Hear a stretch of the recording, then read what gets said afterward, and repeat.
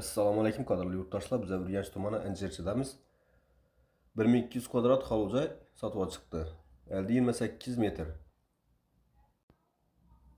5 qarazini yanına aylanıp giriladi. Işi çəpə birinci köçə. Fasadları zötölüp turibdi ekan. Eldində yine zilyon zonaları var ekan. Aşı görüp durgan darvazanız garaj buladı. İş tam bura çəlli. Ese görüp çıkamız. Yolandım yakın. Kanalizasiyalarımız yine eldine çıkan.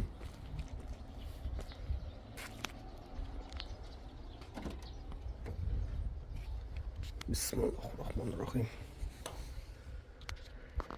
Gireversimiz içinin prixожий mestamız var ekan. Bir yerdə görüb durğan cihazlarınız qalada yurtdaşlar. Birimiz dalan.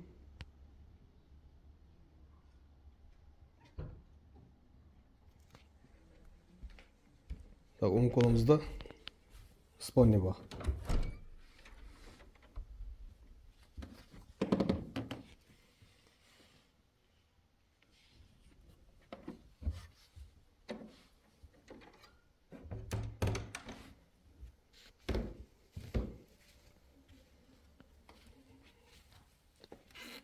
Yanımızda yine bir şimdi katta mestası var ekan.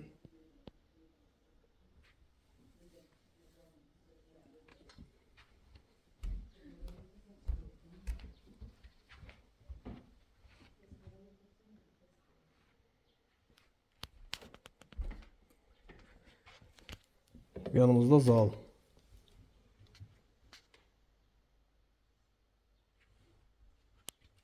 Bir 200 kvadrat.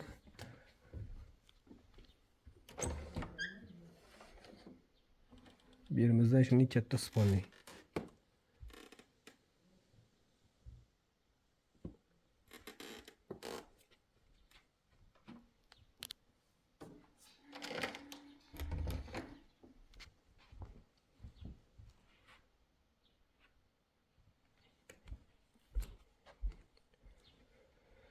Yanımızdan şimdi katta xonasi bor ekan.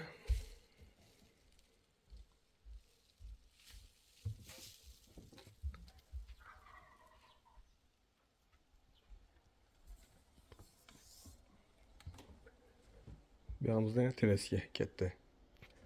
Bir yanımız 30 üçgen.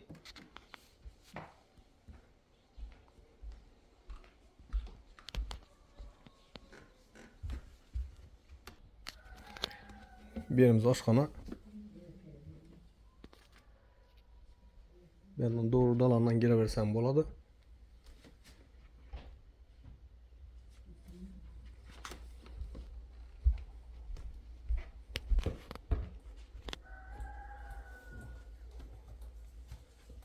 Birimiz yine salıcı.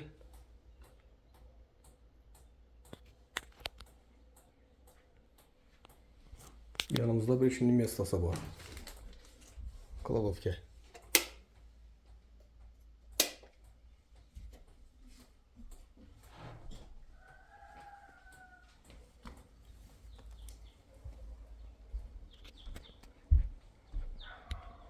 Otazını göremiz.